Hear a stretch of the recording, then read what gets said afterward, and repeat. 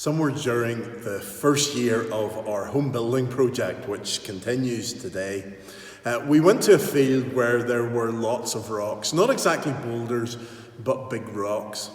This is a story that I read over the past week. And I copied and pasted it, but forgot to make note of where I found it and who it was that wrote the story. So bear with me as I recount the story to you.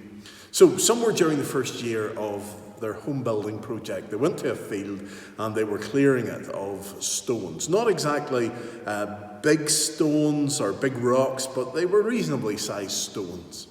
The idea was that we were going to lift them into the back of a truck, she continues, that we'd borrowed.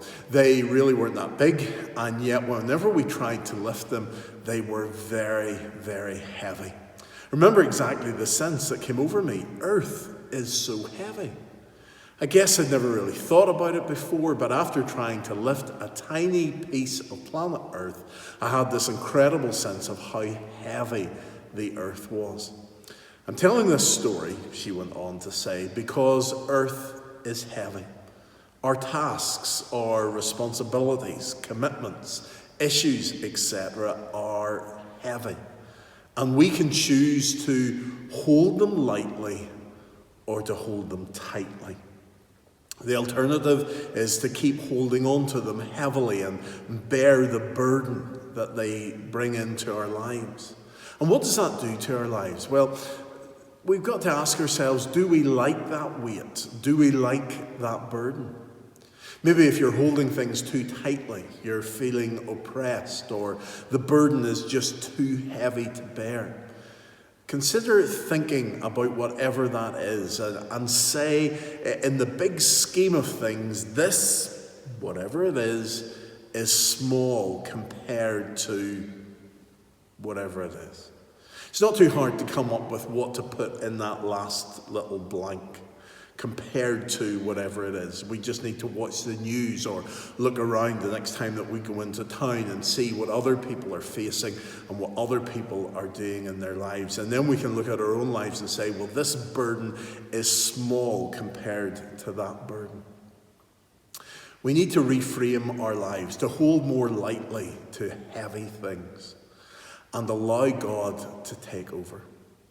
So that's the story that I read this week, and I thought to myself, well, that applies to our idea of holding lightly and holding tightly, of realizing that the things of this world are indeed heavy, and yet we choose to hold on to them. We choose to carry them around with us. We choose to take them over the things of God. The things of God are actually light in comparison because God helps us. He never leaves us to carry a burden on our own.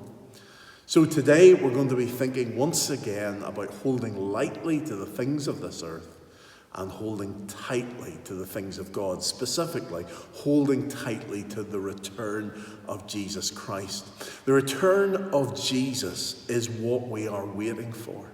It is what we're moving towards each day that we live here on earth.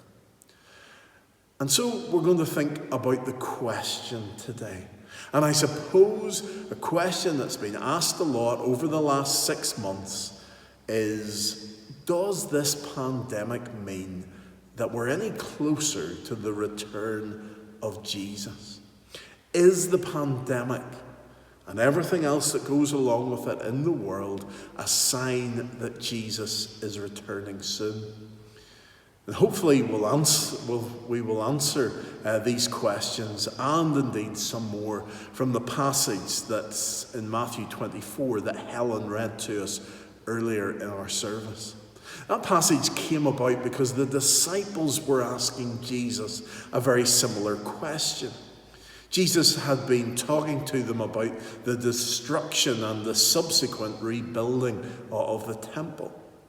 And the disciples were curious about this. Matthew 24, verse 3, as Jesus was sitting on the Mount of Olives, the disciples came to him privately.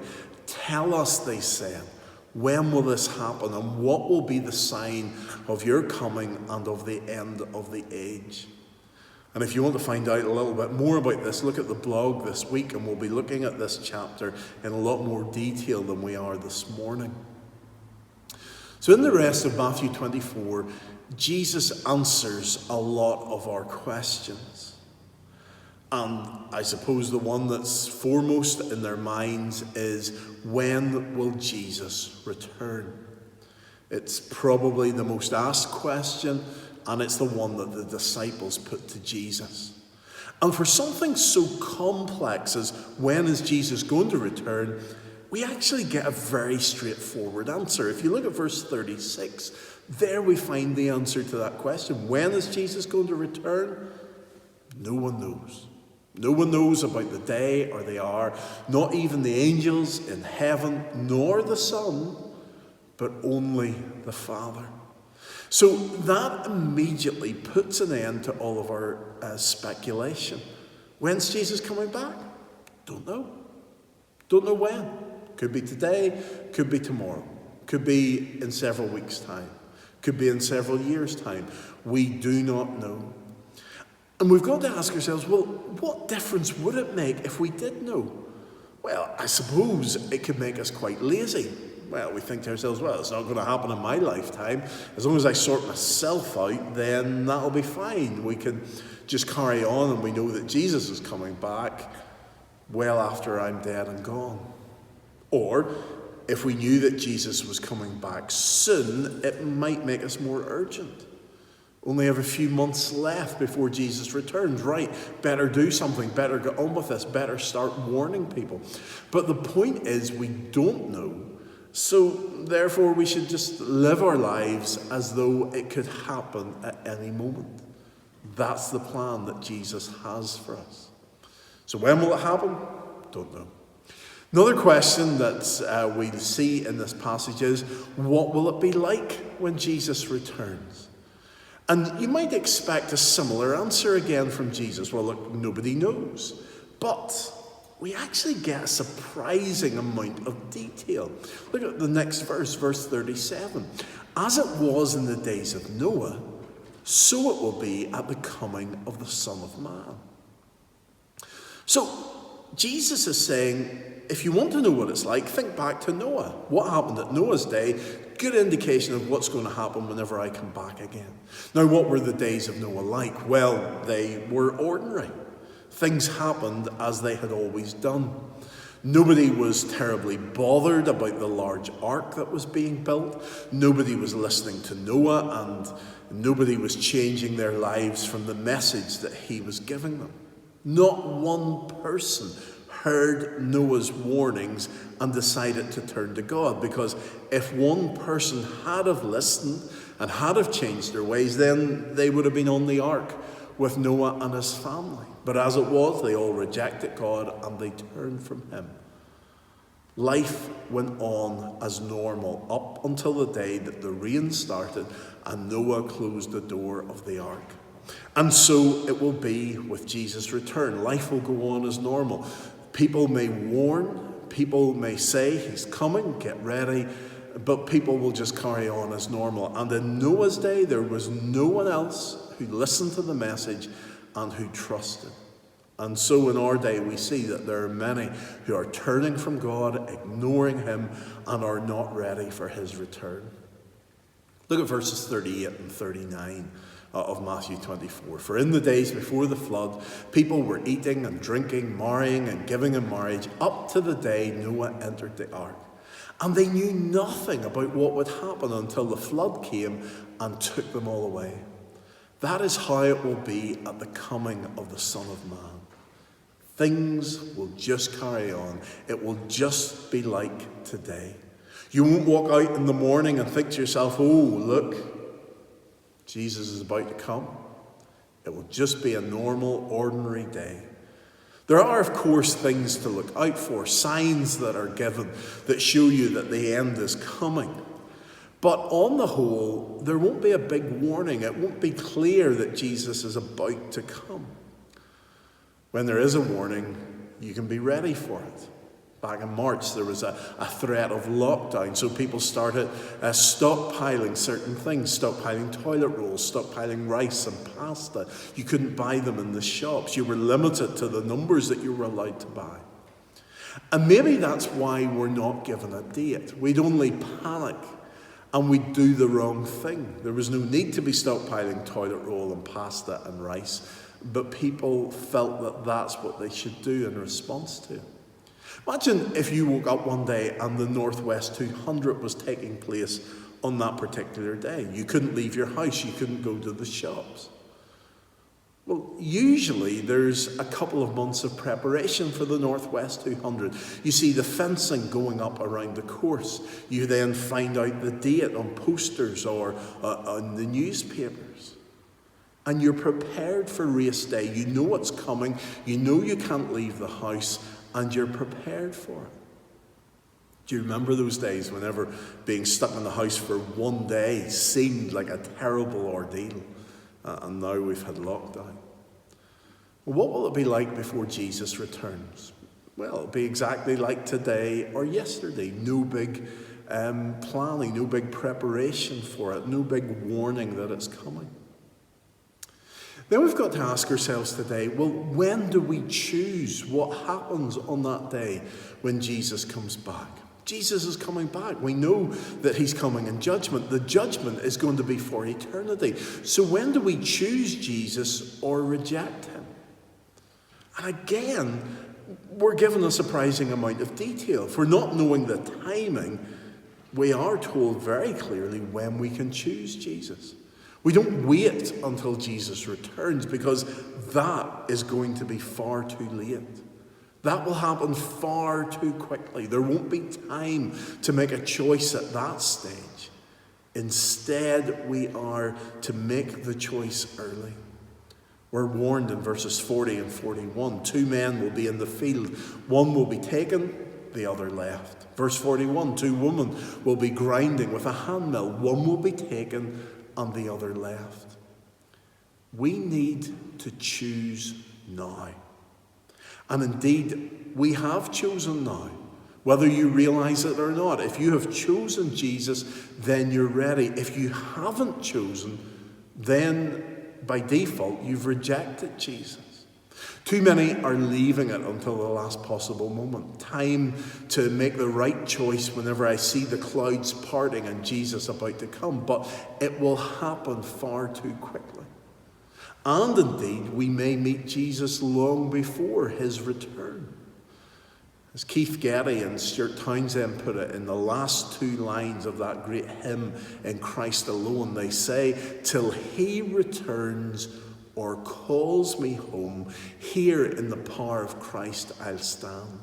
And that's the 2 alternatives that we have. Till he returns, the return of Jesus as we're thinking about today, or calls me home. We may die before Jesus comes back. But either way, we'll meet with him.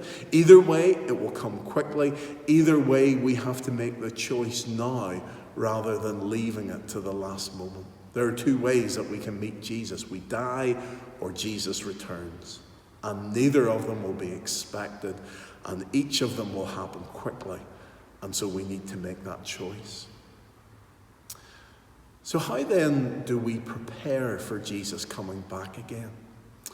For something that we assume is shrouded in mystery, Jesus gives some very detailed advice about how to prepare.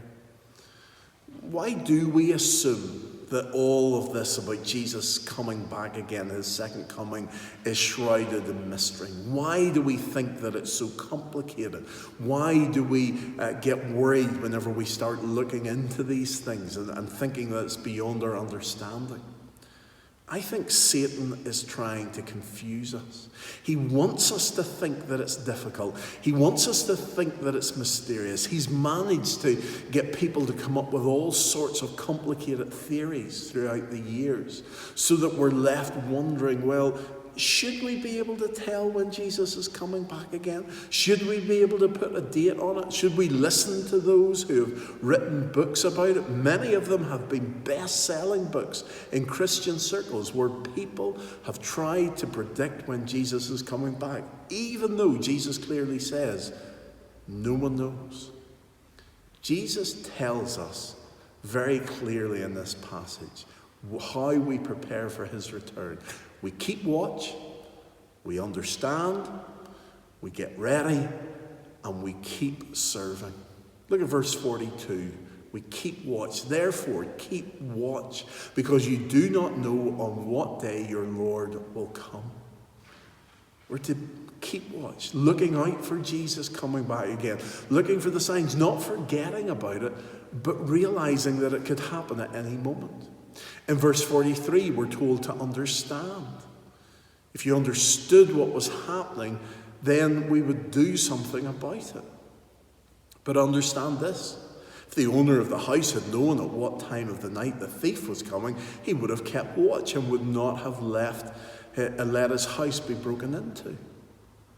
And that goes for the coming of Jesus. If we knew that Jesus was coming back this afternoon, then we would be changing the way that we live today. We would be getting ready. We would be understanding. We would be like that house owner, prepared for the burglar. But the burglar comes when you don't expect him. Jesus is coming whenever we don't realize that he's coming. So we need to understand the way that we live our lives today should be based on the fact that Jesus could be coming back again. There have been several people who have suffered over these last few months from coronavirus, and they've released messages along the lines of, I thought it didn't exist, or I thought it wouldn't affect me, or I thought I was protected from it. And then they show a video of themselves, perhaps in hospital or with a mask on and with oxygen, and they said, but now I'm in hospital. And their advice is, be careful. Listen to the advice. Be prepared for this virus, because it can strike anyone at any time, and therefore be ready for it. And that is the advice that we have from Jesus. Jesus can come at any time, so be ready. Be ready for Christ's return in verse 44. So you also must be ready, because the Son of Man will come at an hour when you do not expect him. That's the message that Jesus is coming up with time and time again. We do not expect him, so be ready day by day. It's comforting when someone is able to say of a loved one that they were ready to go. And Jesus repeats this truth because it's so important. That's how he begins, and then he carries on here.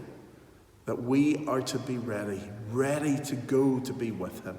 Have our lives sorted out, that we're trusting in him and that we have our hope in him. There are many who are getting ready through all sorts of other means. They're getting ready by making their life as comfortable as possible. They're getting ready for retirement rather than getting ready for Jesus. We need to be ready for Jesus coming back. And then Jesus says that we should serve. From verse 45 onwards, the part of the passage that we didn't read, the next section, it deals with a master putting his servants in charge and then arriving home unexpectedly. And it will be good for the servant to be found doing what the master has asked. That's what we read in verse 46. So we should keep serving God until Jesus returns. We should keep doing what our master has asked us to do. And we should make sure that we're doing whatever he has asked us, that we're carrying out his will, serving him, obeying him day by day. What has Jesus asked you to do? What is it that he wants you to do today and tomorrow and in the days ahead until he comes back again? Find out what it is that he wants you to do, and then make sure that you are found doing it when he returns. Then we have another question. Who is responsible? We ask that question of ourselves. Who is responsible for all of this? And Jesus then goes on to tell a parable about 10 virgins waiting for a bridegroom to appear at the wedding feast. And we find out that we are responsible for our own actions. In this parable, the virgins could have blamed a number of different things for their predicament. What happened was the bridegroom was late coming. They didn't know when he was appearing, and 5 of them were ready for his appearance. They had got oil, they had extra oil for their lamps. Whenever he appeared, their lamps were lit and they were able to come in to the wedding feast. But 5 of them weren't ready. They didn't have spare oil. They didn't have enough. They had to go and scramble at the last moment to get ready. And they could have blamed the bridegroom for being late. It's his fault. He should have told us when he was coming, and then we would have got ready. Or they could have blamed the price of oil in the shops, or they could have blamed the inconvenience of having to go to the shop. They could have blamed all sorts of things, but in the end, they were responsible. And 5 of them were ready for the bridegroom when he came. Ultimately, the door closes, and the 5 who weren't ready are shut out of the wedding feast. And so we need to ask ourselves today, are we ready? Because we are the ones who are responsible. Nobody else is responsible for our actions here. It's up to us whether we're ready for Jesus or not. Are we inside the wedding feast or are we outside? Are we inside the ark or drowning in the flood? Are we trusting Jesus or are we trusting ourselves? The things of this world are heavy. They pull us down. And the tighter we hold on to them, the heavier they are to carry throughout life. Jesus wants us to hold them lightly, to lay them before him and say, Jesus, if you want this, take it. Lighten my load, Lord, and help me to hold on tightly to the fact that you are coming back, to that wonderful promise. And that's where we have our hope today. There are many who are going through life at the moment holding tightly to coronavirus. Now, it's not that they want coronavirus, but they're holding tightly to everything about it. The news comes on and they are caught up in the politics and the questions and the answers and the blaming. The restrictions come in and they're caught up in tightly holding on to those things and placing their hope in keeping every restriction. And they are doing everything that's required of them, wearing masks and getting angry at people who aren't doing the things that are being asked. And those things are important, but they're not the thing that we hold tightly to most of all. We hold tightly to the hope that Jesus is coming back. The politicians will not get us through coronavirus. They just cannot do it. The restrictions will not get us through coronavirus. The medical professionals will help us, but they will not solve this problem. God is the only one who can solve it. And the hope that we have is that we're trusting in Jesus, holding lightly to the things of this earth and holding tightly to his return, and praying that he will be with us. In a moment, we're going to sing, Christ is surely coming, bringing his reward. So let's bow before him in prayer. Heavenly Father, we thank you for Jesus. We thank you that Jesus is coming back again. We thank you for the hope that we have. Help us, Lord, not to hold tightly to the heavy things of this earth, but help us to hold on tightly to you and this wonderful promise that you are coming back again. Amen.